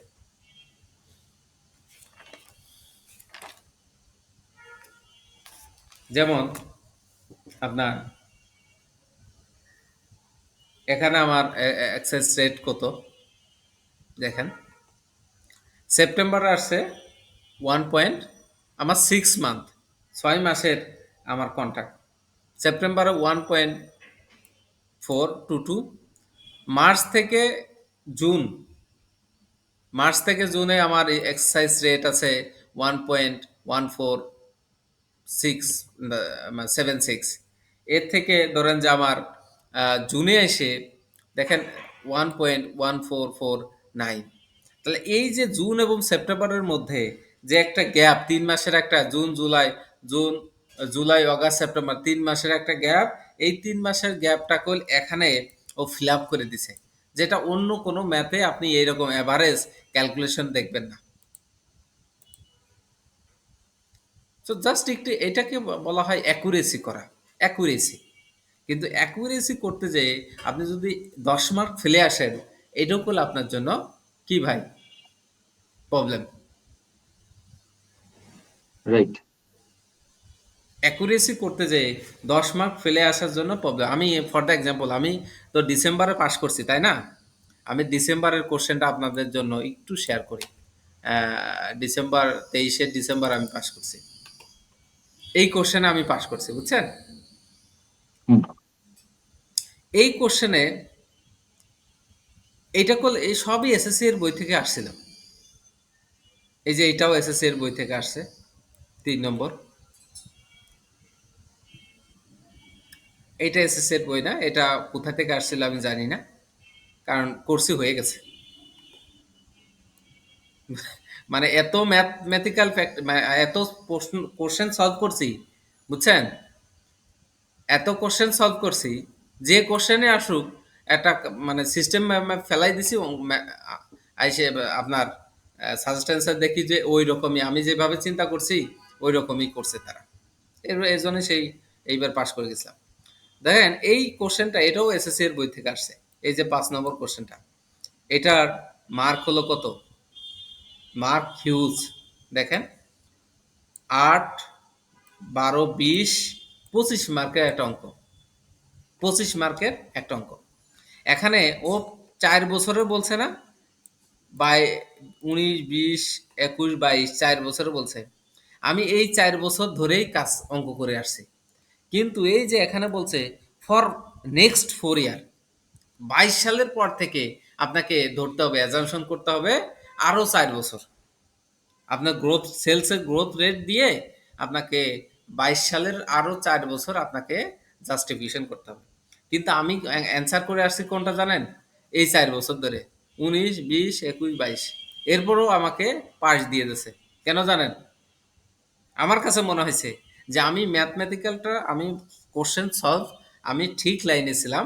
যে খাতা দেখছে, সে দেখছে যে না, এনার ম্যাথমেটিক্যাল সলভের টেকনিক এবং লাইন অ্যান্ড টেকনিক ঠিক আছে। এর কারণে আমার মনে হয় স্যার, এখানে ভালো। আমি আমি আমি স্যার একটু যদি, সরি স্যার, হুম, সেটা হচ্ছে এই যে আপনি জানেন এসিসিএ তে দুই ধরনের ক্যাটাগরি আছে, হ্যাঁ। হুম, ক্যাটাগরি এ তে যেটা মানে সেকশন এ তে এগুলি কিন্তু 50 মার্কসের অঙ্ক। এই হুম, অঙ্কটা কিন্তু 50 মার্কসের স্যার, হ্যাঁ। হুম, সেইটা আইসিবি তে দিল স্যার, এইটা 25 মার্ক। হুম, এখন এইটা স্যার আমি যেটা দেখছি, মানে এখানে আপনি যদি দেখেন যে সেকশন এ তে এসিসি তে কিন্তু 22টা বা 25টার মতো ম্যাথ আছে। এক হুম, একটা ম্যাথ পড়ার পরে আবারও যদি আমি যাই, এটা এটা স্যার আমি কয়েকজনের সাথেই কথা বলছি, একই রকম। তার কাছে হুম। মনে হয় নতুন, তার কাছে মনে হয় নতুন। নতুন, হ্যাঁ, রাইট। হ্যাঁ, রাইট স্যার। মানে এই জিনিসটা এই কারণে বললাম স্যার, মানে আপনি হয়তো অ্যান্সার করে গেছেন স্যার, কিন্তু আমি রাইট ওয়েতে, কিন্তু অনেকের কাছে শুনছি কি যে করছে সে নিজেও জানে না, বসায় দিয়ে গেছে, কিন্তু পাশ কিন্তু হয়ে গেছে। পাস হয়ে আমাদের খাতাটা তো স্যার ওই রকম ইভালুয়েশন হয় নাকি আমি জানি না স্যার আসলে। ইভালুয়েশন হয়, ইভালুয়েশন হয়, কিন্তু আপনার উনি দেখে খাতা তো একজন ইভালুয়েশন করে না ভাই। খাতা একজন ইভালুয়েশন করে না। অ্যাডভান্স লেভেলে আপনার খাতা করলে একজন ইভালুয়েশন করে না। আ- স্যার, আপ- এই যে ও এসিসি এ একটা এই এই এই এই কোশ্চেনটা সে দিল হচ্ছে আপনার 50 মার্কস। তারপরে আপনি জানেন এসিসি এর কোশ্চেন থাকে তিনটা মাত্র, হুম, একটা থেকে 50 আর দুইটা থেকে 25 25। আর আমাদের এখানে কি করলো, যে এখানে কিন্তু দেখেন স্যার 100 মার্কস এর কোশ্চেন, সেটা ইকুইভ্যালেন্ট টু আমি যদি এসিসি করি, এটা কিন্তু 200 বা 250 বা 300 মার্কস হবে। 300 মানে মার্ক হবে। আমার একটা স্টুডেন্টকে এর ভিতর থেকে জাজ করে বের করে আনা তো এটা সম্ভব না স্যার। অসম্ভব, অসম্ভবকেই আপনাকে সম্ভব করে। এই কোশ্চেনে গুলো আমি পাস করছি ভাই। আমি আপনাকে বললাম এই কোশ্চেনে পাস আচ্ছা, করার। হ্যাঁ, জি। সেটা হচ্ছে যে এসিআই এর ফাইন্যান্স ডিরেক্টর উনি অ্যাপ্লিকেশন লেভেলের আপনার ল, অ্যাকাউন্টিং এবং কর্পোরেট রিপোর্টিং এর সম্ভবত কোশ্চেন করে, এগুলো তো কখনো স্বীকার করে না। তো উনি হুম, কথায় কথায় বলছিল ওনারা খাতাতে আসলে কোয়ালিটি চায়। কোয়ালিটি মানে আমরা অতিরিক্ত যে অ্যাকুরেসি মেনটেন যেটা করার কথা বলতেছি, ওনারা কিন্তু এতটা গুরুত্ব দেয় না। উনি তো দেখতে চায় প্রেজেন্ট ভ্যালু বুঝে কিনা বা হেজিং বুঝে কিনা, এই জিনিসগুলো জানতে চায়। আর এই সমস্ত এই ক্লারিক্যাল অ্যাকুরেসি আসলে এতটা ম্যাটার করে না। এই যে আপনি বলতেছেন আপনার একটু ভুল হয়েছে, কিন্তু উনি বুঝছে যে আপনি এই জিনিসটা বোঝেন। বুঝেই হ্যাঁ, আপনি রাইট, আমি বুঝেন না সেটা বলেন? বলি। হ্যাঁ, আমি এই এটা যে উনি বুঝে ফেলছে, আপনি এই জিনিসটা পারেন। আমি নেক্সট 4 ইয়ার্স এটা আমি করিই নাই। আমি এই ডেটা দিয়েই অ্যান্সার করে চলে আসছি, বুঝছেন? বাসায় এসে আমার যা কান্না পাচ্ছে, বুঝছেন? আমি 5 বার, 4 বারে ফেলের পর 5 বারে পাস করলাম। আমার এত কান্না পাচ্ছে যে আমি এই অঙ্ক তো আমি করছি, আমার কমন অঙ্ক, আমি এরকম একটা ভুল করলাম, বুঝছেন? ও এই জন্য আচ্ছা। স্যার অনেক সময় অনেকে বলে যে কি লিখলাম বুঝি না। আসলে বেসিকটা ঠিক ছিল, মানে এই অ্যাকুরেসি ছিল না, কিন্তু বেসিক্স ছিল না, আমি ওই যে সেখানে। ভাইয়ের ভাইয়ের লেকচারের জন্য ভাইয়ের মানে ওই ভাই বলল যে ওটা, হ্যাঁ আমি বলছি যে হ্যাঁ, আপনি আপনার টেন্ট অ্যান্ড টেকনিক যদি ঠিক থাকে ভাই, টেন অ্যান্ড টেকনিক যদি ঠিক থাকে, আপনি পাস করবেন। আচ্ছা আচ্ছা। এইটা হলো আমার কোশ্চেন। এবং আমি আপনার এখানে যতগুলো আমি ম্যাথ দিচ্ছি, আপনারা এই ম্যাথগুলো একটু টেস্ট করেন এই চ্যাপ্টারের জন্য। আমার যতটা বিশ্বাস আপনি এই ম্যাথগুলো যদি বা অনুধাবন করতে পারেন, আমি কেবল এই ম্যাথগুলোই বারবার চেষ্টা করছি, বারবার করছি, যতবার চেষ্টা করছি। এই যে এসএসসি এর বই আপনি যে বললেন না, যতবার আমি ম্যাথগুলো করছি ততবারই আমার কাছে নতুন মনে হয়েছে, হুম। ততবারই আমার কাছে নতুন মনে হয়েছে যে আমি আবার ভুল করছি, আবার করতে হবে, এইরকম আর কি। আর একটা এই এসএসসি এর একটা ম্যাথ করেন না, 3 ঘন্টা চলে যাবে কিভাবে টেরও পাবেন না। রাইট। মানে এই এসএসসি এর যে আমি জাস্ট কয়টা ম্যাথ দিছি এখানে, এখানে ধরেন যে এই 75, 76, 77 এই কয়েকটা ম্যাথ দিছি, এটা যে আপনার 3 ঘন্টা চলে যাবে এটা টেরও পাবেন না।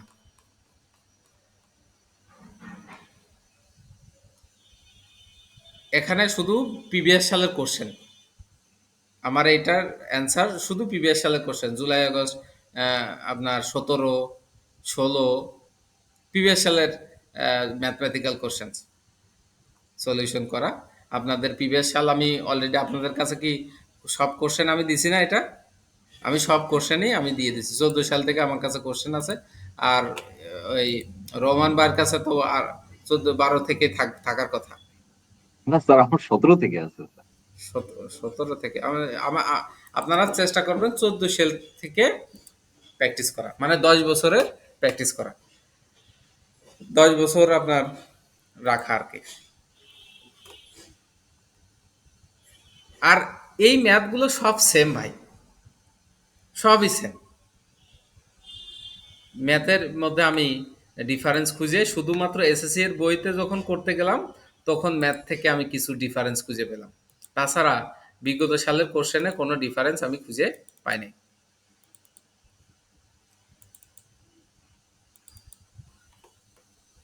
এই যে 70 থেকে এসএসসি এর বই, এটা সোয়াবের একটা ম্যাথ, যে সোয়াব কিভাবে করবে, এবং এসও এফ আর মানে যে আপনার ওভার কি জন্য এসও এফ আর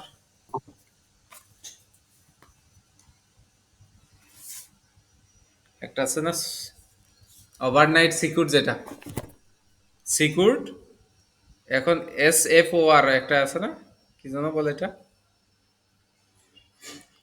আমি এই যে আপনার ম্যাথ এইগুলো আমি আপনাদের স্ক্যান করে দিয়ে দেবো, আমি যে ম্যাথটা সলিউশন করছি আর কি। সো এই হলো আমার টোটাল আপনাদের এই চ্যাপ্টারের সাজেশন। সো আপনারা একটু করেন, করলে যদি এক্সাম্পল মানে কোনো প্রবলেম ফেস করেন তাহলে আমরা আলোচনা করতে পারি নাকি। জি। মানে আপনারা করলে আমরা দেখা যাচ্ছে যে আপনারা করার পরে এক একজন এক একটা প্রবলেম আমাকে হোয়াটসঅ্যাপ করলেন, আমরা পরের ক্লাসে এটা আলোচনা করতে পারি। তাছাড়া আমি এখন একটা করা শুরু করলাম, আলটিমেটলি ওই যে রহমান ভাই বলবে যে আমি তো এটা পারি,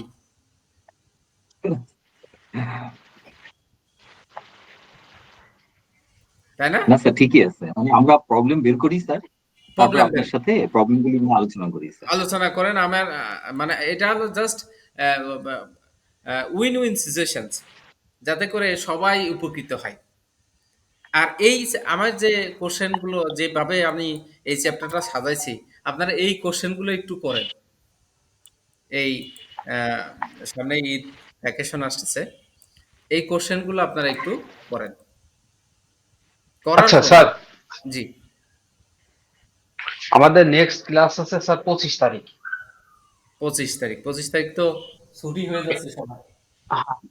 হ্যাঁ, এটা হচ্ছে শিফট করে 26 তারিখে দিয়ে দেওয়া যায় না? আপনাদের রবি 24 তারিখে আমি ক্লাস নেব। ওকে, হ্যাঁ 24 তারিখ নিতে পারেন স্যার। 24 তারিখে ক্লাস নেব, এরপরে আবার ঈদের পরে। আচ্ছা আচ্ছা, 24 তারিখে কোনটা পড়াতে চাচ্ছেন? 24 তারিখে আপনারা এটা একটু দেখেন, আপনারা দেখেন যদি কোনো হুম। প্রবলেম পান তাহলে আমাকে নক করেন যে এই চ্যাপ্টার এই কোশ্চেনটা আমরা প্রবলেম পাইছি, অথবা স্ক্যান করে একটু আমাকে দিয়ে দিলেন, আমি চেষ্টা করলাম যে এই কোশ্চেনে এই প্রবলেমটা আছে, ঠিক আছে, তখন একটু আলোচনা করলাম, অথবা আমি তখন শুরু করব আপনার এই যে ওয়ার্কিং ক্যাপিটাল একটা আছে না, কত নাম্বার চ্যাপ্টার? জি জি, 18 না কত? 18 নম্বর চ্যাপ্টার, 18 নম্বর চ্যাপ্টার ওয়ার্কিং ক্যাপিটাল। এখন আর কি ছোট ছোট চ্যাপ্টার, ছোট ছোট চ্যাপ্টার, একটা ইন্টারন্যাশনাল যে 16 নম্বর চ্যাপ্টার আছে ইন্টারন্যাশনাল ইনভেস্টমেন্ট, যেটা ইন্টারন্যাশনাল ইনভেস্টমেন্ট ডিসিশন, 16 নম্বর চ্যাপ্টার ইনভেস্টমেন্ট ডিসিশন। ইথিক্স নিয়ে আমি একটু আপনাদের সাথে শেয়ার করব। ইথিক্স, ট্রেজারি নিয়ে তেমন কোশ্চেন আসে না, একবার আসছে ট্রেজারি, ট্রেজারি থেকে একবার কোশ্চেন আসছে। স্যার ওয়ার্কিং ক্যাপিটালটা পরে দিয়ে যেগুলা পরীক্ষা আসবে, কথা কথা ইথিক্স এখান থেকে নিশ্চিত আসবে, এটা আগে করায় দেওয়া যায় না? আচ্ছা, ইথিক্স এর আর কি করাবো বলেন? অবশ্যই আর করাবো। করাবো বলতে এক্সাম ফোকাস, মানে যা আছে সব তো মোটামুটি সবাই জানা বোঝা আছে, কিন্তু এক্সাম ফোকাস, এক্সাম্পল, আচ্ছা ঠিক বুঝছেন? আছে। কারণ আমরা সবই জানি বুঝি কিন্তু পরীক্ষা হলে কিছুই পারি না।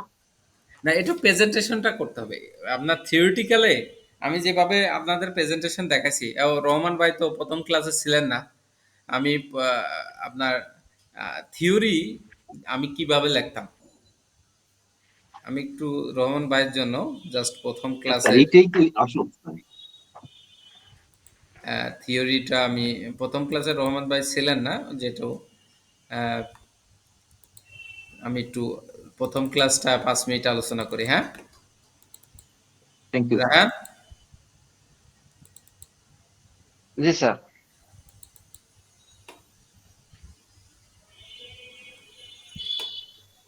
প্রথম ক্লাস, প্রথম চ্যাপ্টার থেকেই আপনার 30 মার্ক আসবে, এটা কোনো মার্সি নাই।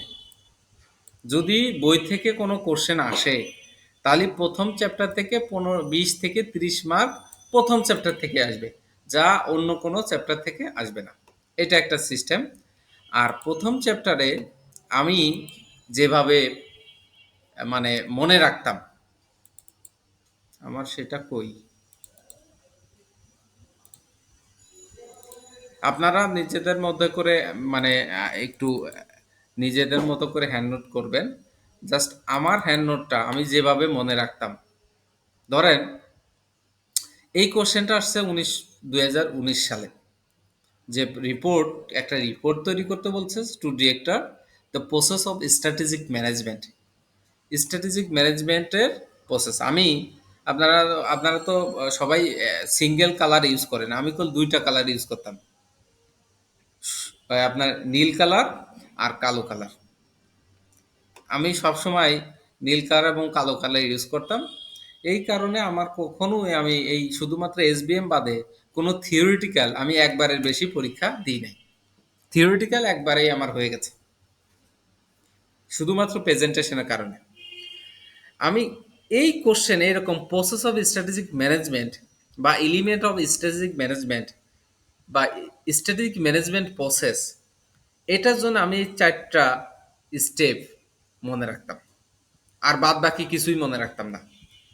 পরীক্ষার হলে আমার এইরকম একটা নোট ছিল, জাস্ট কি নোটগুলো মনে রাখতাম, যেমন environment scanning, strategy formulations, implementation আর স্ট্র্যাটেজিক ইভ্যালুয়েশনস।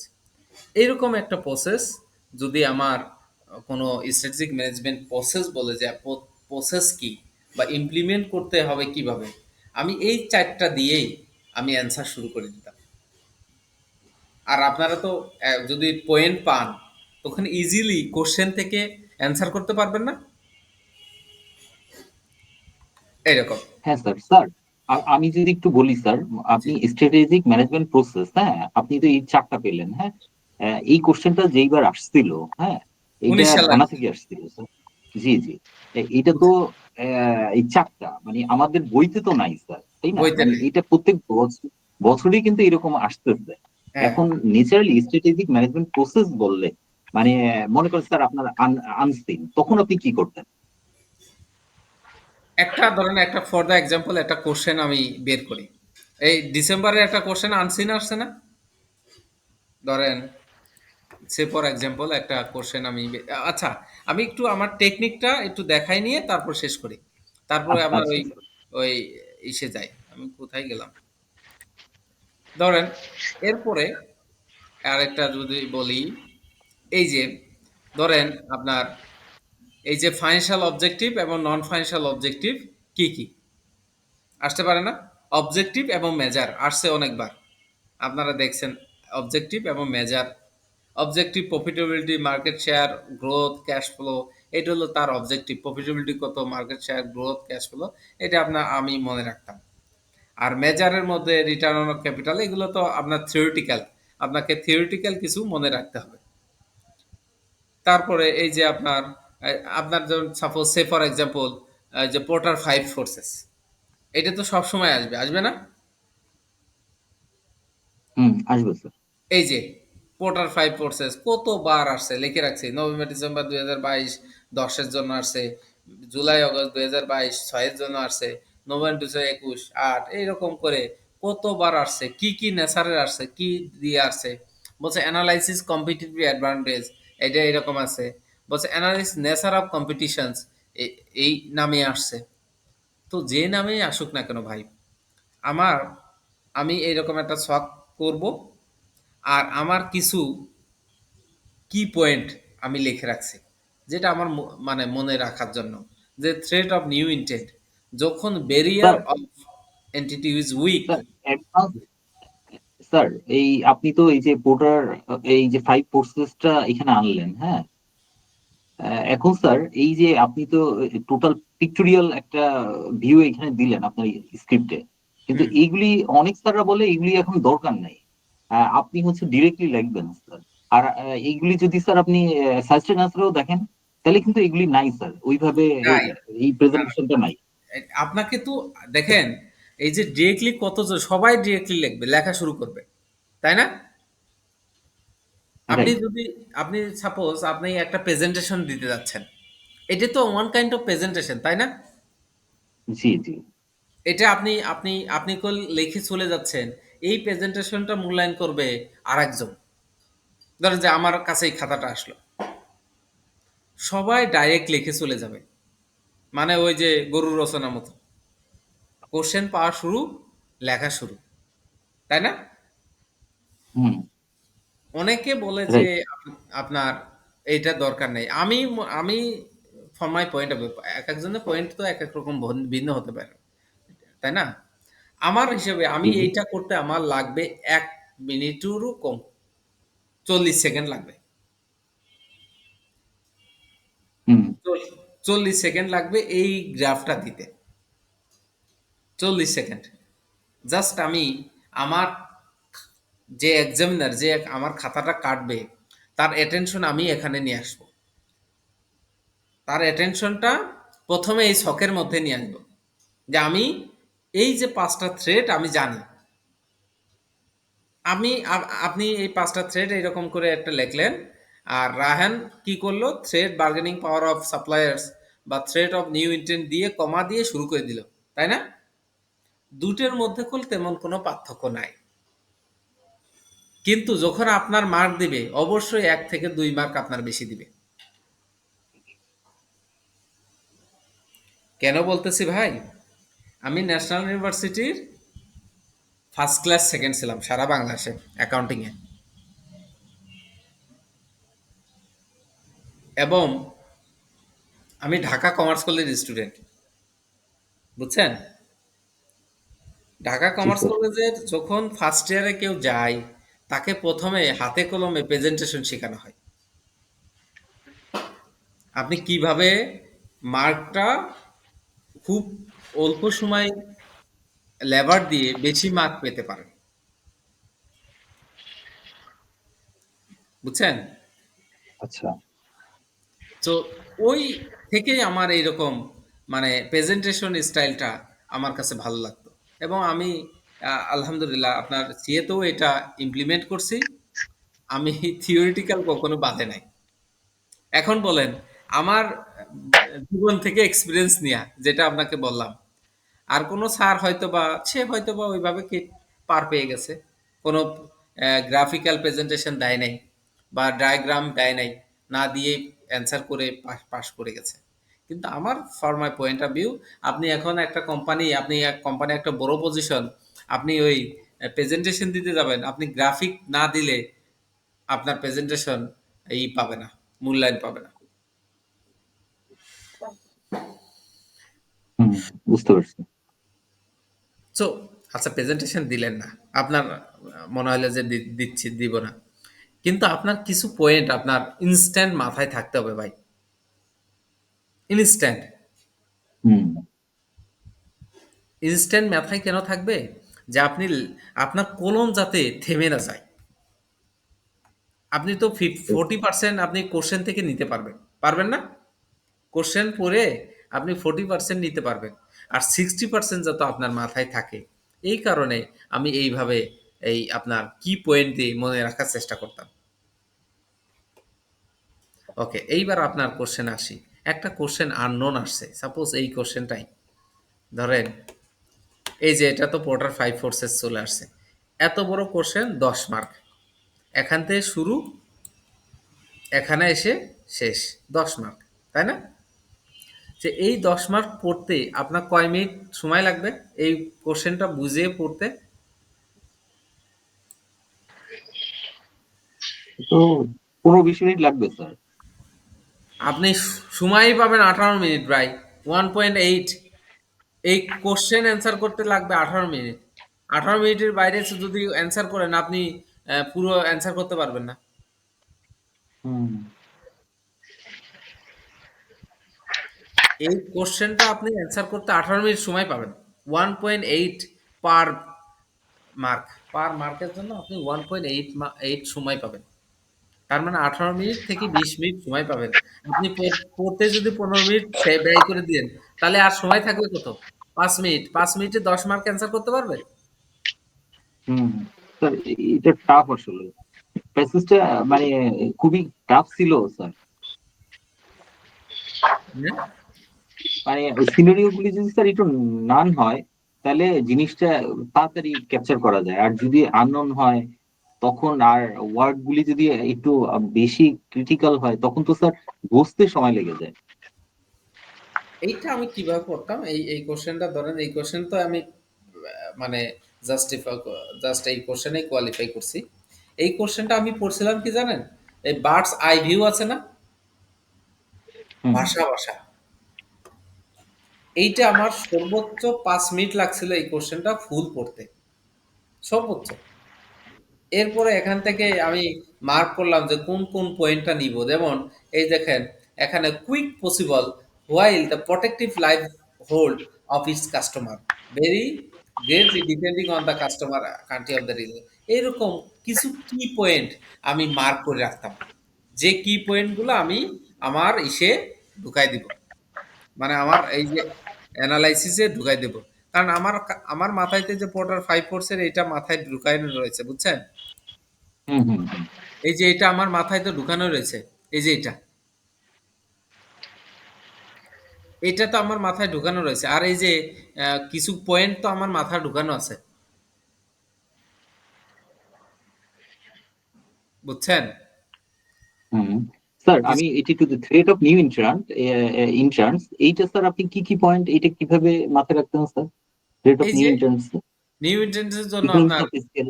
যখন যখন আপনার থ্রেট অফ নিউ ইন্টেন্ট আসে, নিউ ইন্টেন্ট হিসেবে তো আপনার তো অনেক থ্রেট আপনার, when barrier to entry are weak, যদি আপনার এন্ট্রি ব্যারিয়ার যদি উইক থাকে, তাহলে নিউ ইন্টার্ন অনেক নতুন কোম্পানি ঢুকে যাবে।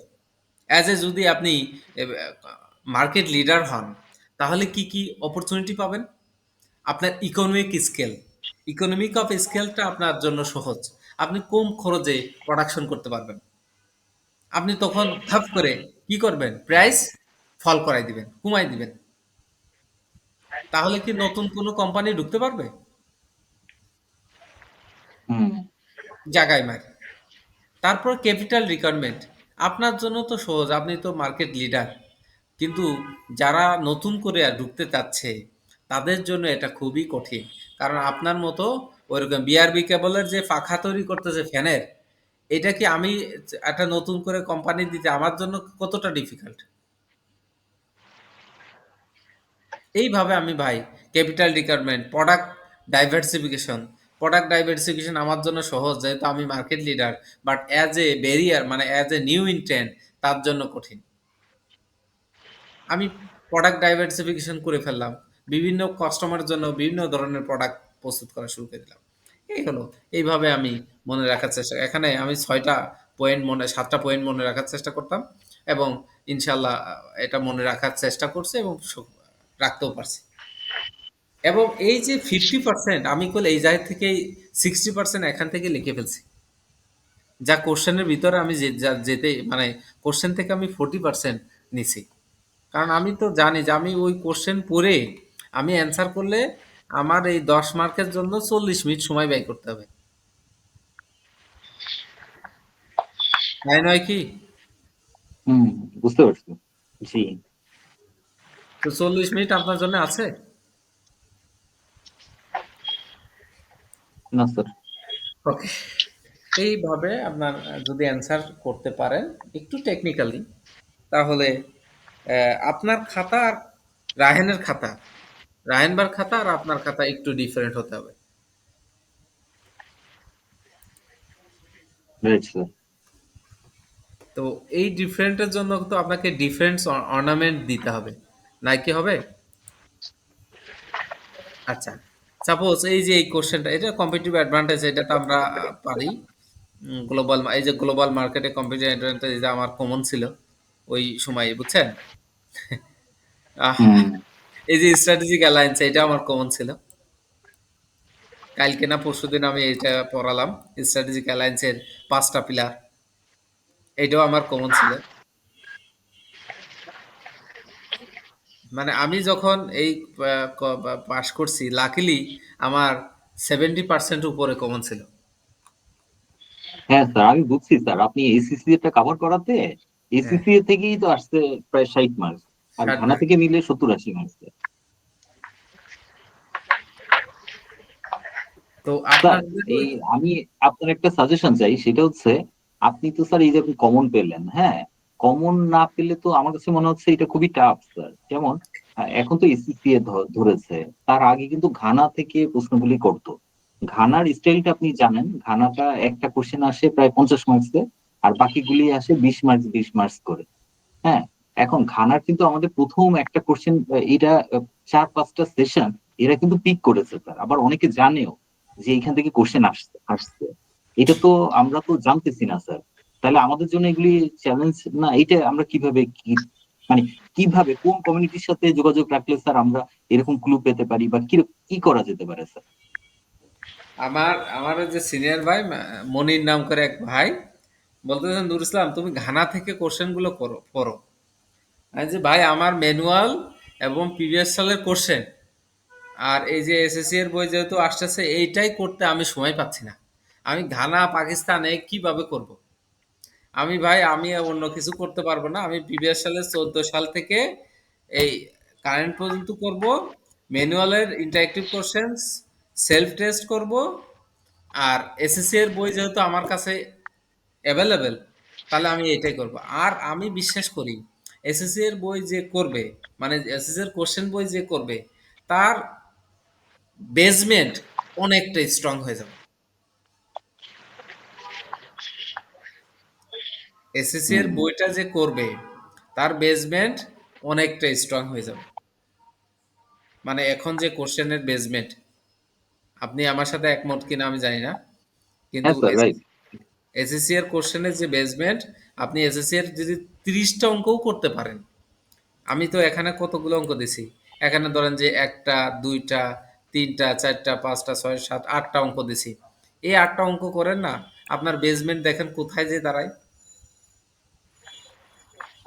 আপনি গানার পিছনে দৌড়াদৌড়ি করে সময় নষ্ট না করে আপনি প্রিভিয়াস সালের ম্যাথ করেন, ম্যানুয়ালটা সলভ করেন, আর এসএসসি যেহেতু আমার হাতের কাছে আছে, এসএসসি এর 8টা করেন, করে দেখেন না যে আপনার বেসটা কোথায় দাঁড়াইছে।